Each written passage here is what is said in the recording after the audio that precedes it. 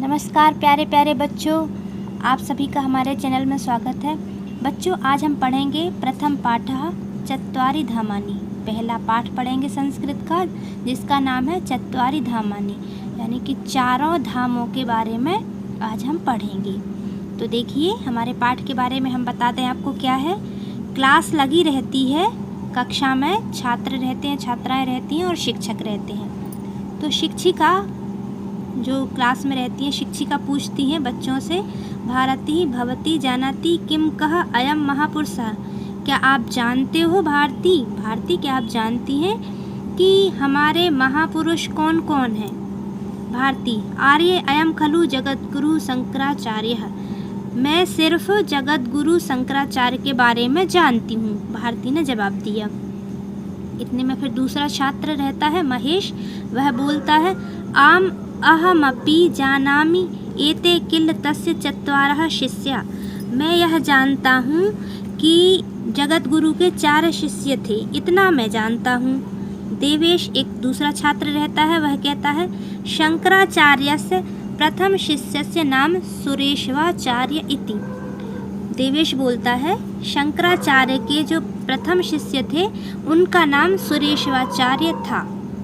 शिक्षिका फिर बोलती हैं, देवेश अन्येषां त्रयाणां शिष्याणां नामानि कानि। बोलती हैं, देवेश अन्य 3 शिष्यों के नाम क्या हैं?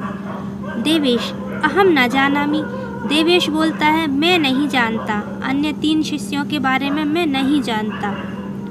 अगली छात्रा रहती है शारदा, वह बोलती है, द्वितीयः शिष्य हस्तमालकः, तृतीय शिष्य त्रोटकाचार्यः, चतुर्थ शिष्य पद्मपादः।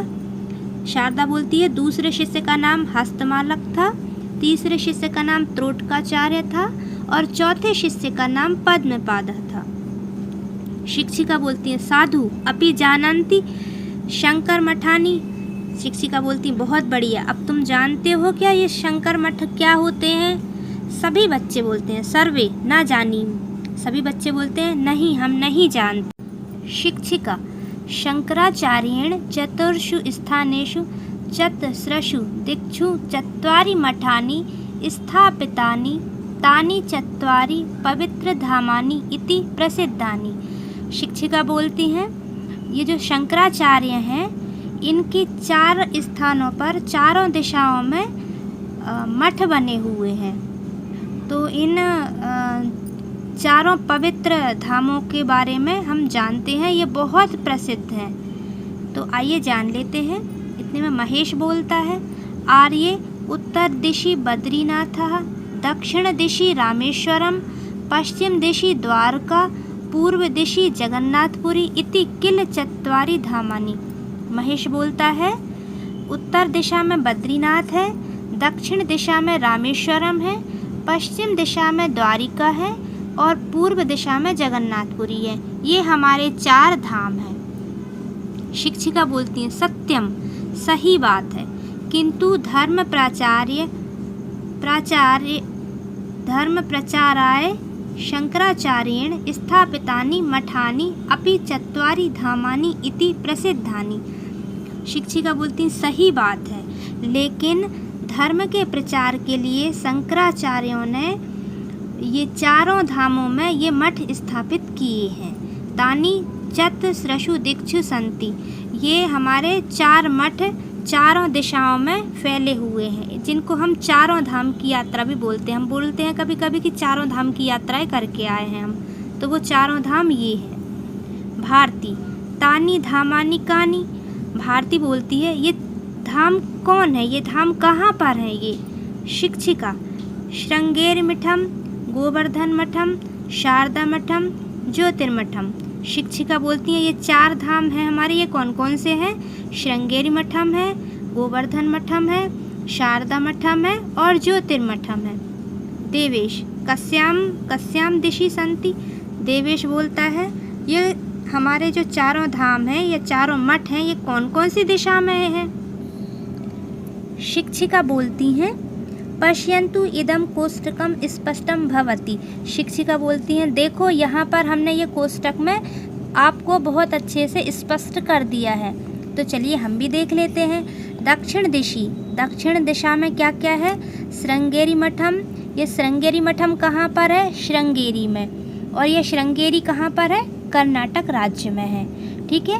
पूर्व दिशि है गोवर्धन मठम, जगन्नाथपुरी, उड़ीसा राज्य। पूर्व दिशा में है हमारा गोवर्धन मठ, ये गोवर्धन मठ जगन्नाथपुरी में है और जगन्नाथपुरी कहाँ पर है? उड़ीसा राज्य में है। पश्चिम दिशि शारदा मठम, द्वारका, गुजरात राज्य। पश्चिम दिशा में क्या है हमारा? शारदा मठ है और शारदा मठ कहाँ पर है? द्वारका में। और द्वारिका कौन से राज्य में है? गुजरात राज्य में।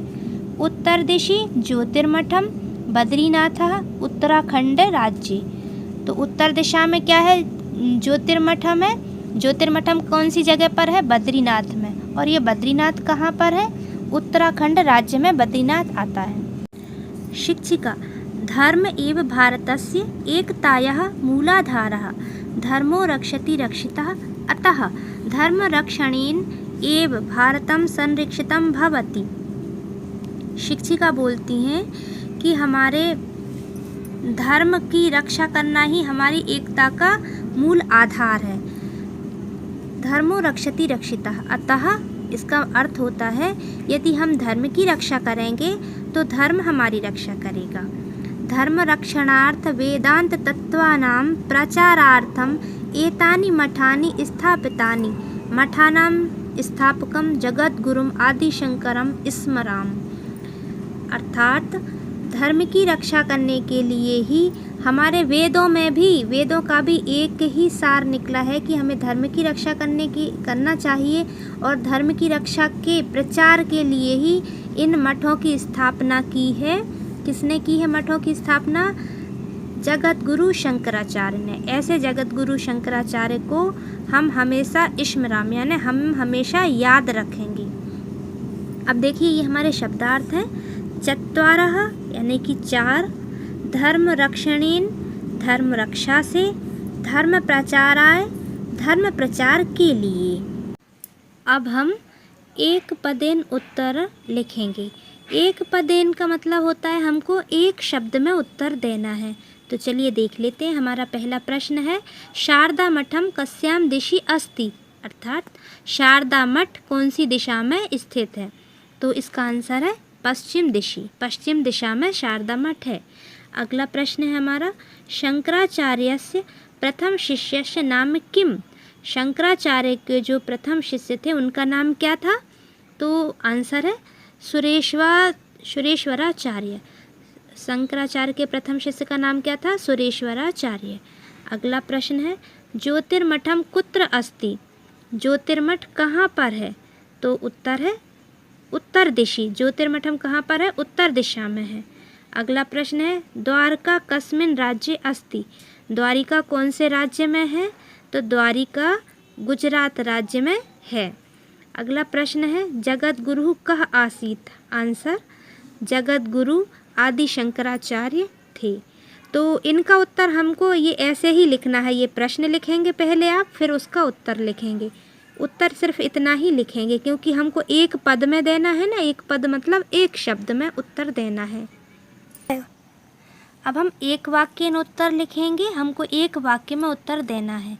तो हमारा पहला प्रश्न है शंकराचार्येण स्थापितानां मठानां नामानि कानि, शंकराचार्य ने जो मठ स्थापित किए हैं उनके नाम क्या हैं? तो आंसर है ज्योतिर्मठम, गोवर्धन मठम, शारदा मठम और ज्योतिर्मठम। क्या है? श्रृंगवेर मठम, गोवर्धन मठम, शारदा मठम और ज्योतिर्मठम। ये 4 मठ हैं जिनकी शंकराचार्य ने स्थापना की। अगला प्रश्न है हमारा कः कस्य एकतायाः मूलाधारा, अथवा एकता किसकी मूलाधार है? तो उत्तर है धर्म एवं भारतस्य एकतायाः मूलाधारा। भारतवासियों का धर्म ही उनकी एकता का मूल आधार है। अगला प्रश्न है मठानि किमर्थ स्थापितानि, जो हमारे 4 मठ हैं वह कहाँ पर स्थापित हैं, किस लिए स्थापित हैं? तो उत्तर है धर्म रक्षणार्थ वेदांत तत्वानां प्रचारार्थम एतानि मठानि स्थापितानि। क्या है कि धर्म की रक्षा करने के लिए हमारे वेदों का भी यही तत्व है कि हमें धर्म के प्रचार के लिए ही मठों की स्थापना की गई है। अगला प्रश्न है, शंकराचार्यस्य चत्वारः शिष्या के। शंकराचार्य के 4 शिष्य कौन थे? आंसर है, प्रथम शिष्य सुरेश्वाचार्य, द्वितीय हस्तमालकः, तृतीय त्रोटकाचार्यः, चतुर्थ शिष्य पद्मपादः। ये 4 शिष्यों के नाम हैं। पहले शिष्य कौन थे? सुरेश्वाचार्य थे, दूसरे शिष्य हस्तमालक थे, तीसरे त्रोटकाचार्य थे और चौथे शिष्य पद्मपाद थे। अगला प्रश्न है हमारा, भारतम कथम संरक्षति। भारत किसकी रक्षा करता है? तो धर्म रक्षणेन एव भारतम संरक्षति भवति। अर्थात धर्म की रक्षा हमको करना चाहिए, तो धर्म हमारी रक्षा करता है। ठीक है, तो ये थे हमारे एक वाक्येन उत्तर। अब हम अगला प्रश्न सॉल्व करेंगे। क्या है? उचितम मेलयत। हमें सही जोड़ियाँ मिलाना है। ये आ है, ये बा है। हम करेंगे दक्षिण दिशि। दक्षिण दिशि में क्या है? श्रृंगेरी मठम, हमने अभी पीछे पढ़ा भी था। अगला है पश्चिम दिशि। पश्चिम दिशा में क्या है? शारदा मठम। अगला है बद्रीनाथ है। बद्रीनाथ कहाँ पर है? ज्योतिर्मठम। बद्रीनाथ में क्या है? ज्योतिर्मठ है। अगला है उड़ीसा राज्य। उड़ीसा राज्य में क्या है? गोवर्धन मठम है। और जगत गुरु कौन है? शंकराचार्य हैं। ठीक है, तो ये आप समझ गए होंगे। फिर हमको अगला प्रश्न क्या है? कोष्टक पदानि उपयुज्य रिक्त स्थानानि पूरयत। मतलब जो कोष्टक में जो हमें दिए हैं ऑप्शन, इनको हम इन खाली स्थान में भरेंगे। तो चलिए हम देख लेते। ये हमको दिए हैं गोवर्धन मठम, भगवत पादम, धर्मो, मूलाधारा और पद्मपादः। तो हम पहला है नमामि शंकरम लोक शंकरम। तो यहाँ पर क्या आएगा? भगवत पादम। अगला क्या है? पूर्व दिशि अस्ति। पूर्व दिशि में क्या है? गोवर्धन मठम। अगला है रक्षति रक्षतः, अर्थात धर्मो रक्षति रक्षितः। नेक्स्ट है शंकराचार्य से चतुर्थ शिष्य कौन है? शंकराचार्य के चतुर्थ शिष्य कौन थे? पद्मपादः थे। अगला है धर्म एवं भारतस्य एकतायाः अस्ति। क्या है? मूलाधारः। तो बच्चों, ये था हमारा पहला पाठ चत्वारि धामानि। इसको हमने पढ़ा, समझा, इसके प्रश्न उत्तर लिखे हमने, इसकी एक्सरसाइज भी की। और यदि आपको ये पाठ समझ में आ जाता है, अच्छा लगता है हमारी वीडियो, तो आप हमारी वीडियो को लाइक कीजिए और हमारे चैनल को सब्सक्राइब कर दीजिए। और हमें कमेंट बॉक्स में भी लिखकर बताइए कि आपको ये वीडियो कैसी लगी। Thank you.